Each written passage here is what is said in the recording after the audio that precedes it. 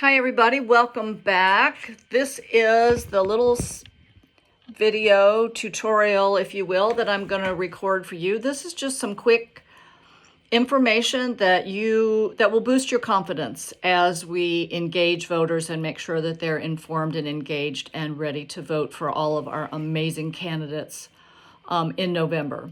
So when we gather ourselves to go out to talk to folks, we are using voter information from a database called America Votes. Now, if this has changed in the last few years, I'm unaware.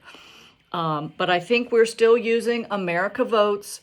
No one's private information has been divulged. It's simply a record of where in the country, and this is used by everybody all over the country, all of the parties. You pay for it. It's a service. Our state party pays for it, and then we buy access to it ourselves, candidates, campaigns, county parties, that sort of thing. It's just a record of where registered voters vote. So they can't dial in and find out who you voted for. So it's not personal in that way. So on very rare occasions, you'll have somebody suspicious who wants to know where you got their information. And so that's where it comes from. The second thing to know is that we will be using a computerized app to record our data called Minivan. And I suggest you go ahead and look for that on or in your app store. It'll download to your phone like a square blue icon with chasing circles. Go ahead and engage with that thing. This is the hardest part of using the app, is just getting it set up. It'll ask you to create an account and two-factor authentication. And after that, you're set. I leave mine open all the time. I don't ever navigate away from it because the two-factor authentication part drives me insane. So I just leave it open. And then whenever on a Saturday or a Sunday or a Wednesday night, whenever it is I'm canvassing, I just go to that app on my phone and it'll ask me, do you want to enter in a new list number? And I'll say, yes, I do. And I'll enter my list number and my map will pop up and a list of all of my voter contacts. It's very easy. Scared me to death for 3 or 4 years. But I'm now firmly planted in the 20th century or 21st century or wherever it is. I have arrived in modernity now, so I'm no longer using pen and pencil. Just making everybody around me much happier. When you have your list pulled up, and these lists are called TURF, and your candidate organizer, campaign organizer will create these for you. And what we try to do is create nice, dense, walkable list so that we're very efficient and we can have the maximum impact when we go out to talk to people. So you'll have two things. You'll have a map. You'll have an actual visual map that you can see. And then below that, there will be a list of house numbers on certain streets. It's all done alphabetically. And then the registered voters at each one of those addresses. Now, when we are assigned a canvas list, it's preferred, right, that we finish that list. It makes it easier on the back end if we finish our list. However, I tend to prioritize quality conversations over finishing my list. And that's because it's so important, and you just don't know if there's ever going to be another touch point for this particular potential voter. You don't know if somebody else is going to canvass behind you and might catch them at home. You don't know if they're going to get a text or a phone bank message. You don't know if they're ever going to show up at an event or a meeting or what. So if I'm out talking to people, I'm going to talk to them until we are both satisfied with our conversation.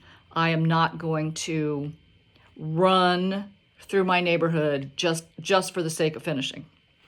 So for efficiency, what I like to do is look down my list and I'll say, oh my goodness, there's 2 voters on Bay Street. There's 3 over there on Windsong, for example. but I'll scroll on down my list and I'll see, oh my goodness, there's 10 over here on Breckenridge Court or whatever it is. And so that's where I will start. I'll go through my whole list. There's usually about 50 doors on a list, typically. Varies wildly, but typically about 50. Seems to be a manageable number for folks. I'll go down and I'll look and I'll say, oh my gosh, there's 10 over here on Breckenridge. That's the most dense. So I'm going to go over there and start over there. And I like to do that when my energy is high and I'm excited and I'm well prepared. I haven't, melted into my shoes. My brain is not on fire. I'm sharper. I can respond better to questions. I have my information at my fingertips, and I feel like I can be more effective. So I'll work from my most dense areas down into my less dense. I feel bad, right? I feel bad if I don't get to Bob and Jane way over there on Bay Street. I feel really bad. But if I have managed to talk to 30 or 35 or 40 people in the densest part of my turf, I feel like I've had a very successful canvas, and I trust that our organizers will go back and scoop Bob and Jane over there on Bay Street into another list. So when you pull up your list, you will notice that in the upper right-hand corner, there's a little cloud symbol. This is your friend. And this is the reason we are able to use computers to keep track of that.